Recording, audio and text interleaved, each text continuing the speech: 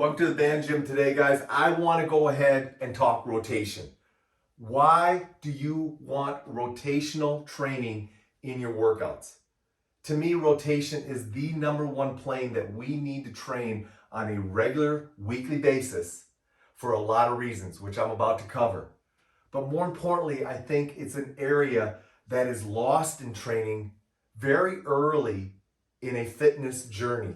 And as a result of that, people go ahead and lose functionality and lose their ability to move because they lose their rotation. Remember, our body is designed to move in three planes: forward and backward, side to side, and rotationally. And each joint, each muscle, each tendon has some component of rotation, forward and backward bending, and side to side movement built in.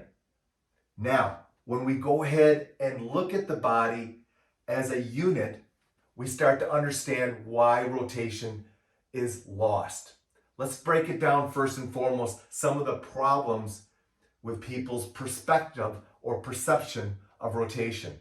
Number one, I think people look at rotation as twisting. Twisting to me is more of a segment, a specific region of the body turning. Your body is not designed to twist. It's designed to rotate. And rotation is a total body movement. It's a kinetic chain movement where all the components of your body are helping with rotation. Secondly, I think people go ahead and rotate at the wrong segments because they don't understand where the body was designed to rotate. The body was designed to rotate at the ankles, the hips, the shoulders, and the mid-spine and the cervical spine. That's where we were designed to rotate. We were not designed to rotate at the knee or the low back.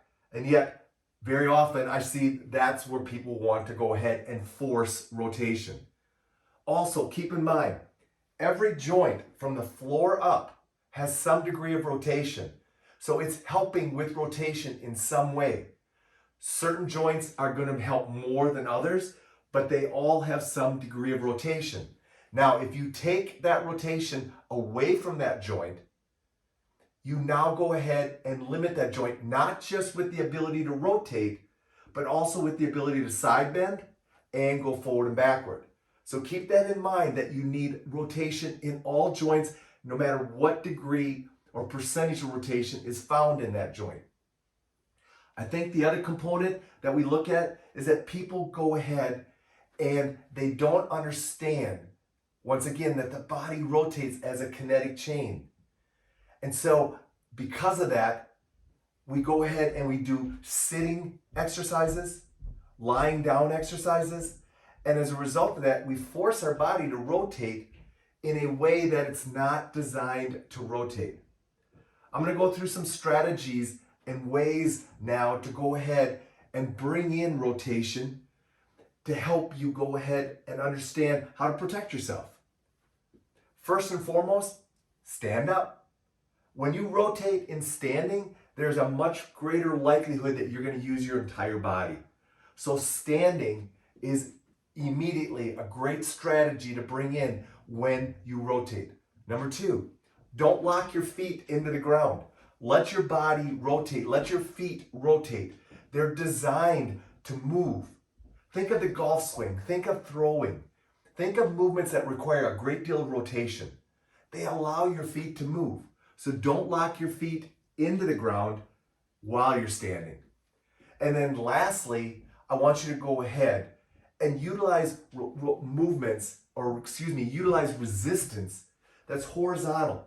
You know, when we bring a horizontal resistance in, it naturally creates more of a rotational pattern, a more natural rotational pattern. So I think training with horizontal forces versus only vertical forces allow us to go ahead and improve and keep our rotational movements safe. So lastly, why do you want to rotate? Why is rotation so important in your daily function, but why it has to be so important in your training? First and foremost, it reduces shear forces on our joints. You know, there's no surprise that our knees are one of the joints that often get replaced because of arthritic changes. The reason that is that rotation is part of what's called shear forces. And shear forces are what slowly over time break down our joints. If we keep good rotation throughout our body, it reduces shear forces and then therefore reduces the potential for our joints to wear out and become arthritic. Number two, we've kind of touched on this, but it improves mobility. You know, if you have just 5% of your rotation is found through your knees or through your low back, and you go ahead and just make sure that you maintain that, it's going to help rotation throughout your body. If you pick up 5% of the rotation or 10% rotation in your hips, that's going to instantly take pressure off your knees and low back. So improving your rotation is going to improve your mobility, and you don't have to be perfect with it. But by improving your mobility with mobility training and rotational training, you're going to go ahead and improve your body's overall movement function. Number two, it's going to increase your energy. Because your body is functioning more efficiently because it has rotation, you're going to have more energy. Think about athletes that rotate a lot. They have to have great mobility because they're rotating so much during their activity. A baseball pitcher, a tennis player, they have to be able to stay efficient, and so they need rotation. Well, if you have a little bit of rotational mobility in your body and you rotate pretty well, you're going to have more energy because you're going to be moving more efficiently. Power center. It's our power center. Once again, I go back to athletics. It's how we generate power. Well, I don't know about you, but I want to continue to generate power throughout my life. And because I want to generate power, it's going to allow me to go ahead and do more activities outside the gym that I enjoy. Things like golfing, things like tennis, things like pickleball, things like softball, things that require a little bit more power. Even yard work allows us to go ahead and generate power. And we need that rotational mobility and strength to go ahead and generate power. Well, we've already touched on this, but outdoor activities require rotation. So many of our outdoor activities, most of them, walking, running, tennis, softball, yard work, just simple reaching, walking, all of these require rotation. And if we lose our rotation, we lose our ability and our efficiency to do those types of movements. And then finally, Father Time is going to go after rotation first. That's what he's going to go after first. He wants to go ahead and take away your rotation because he knows if he takes away rotation, it's a bigger impact on your whole body function than if he takes away flexion and extension or side bending.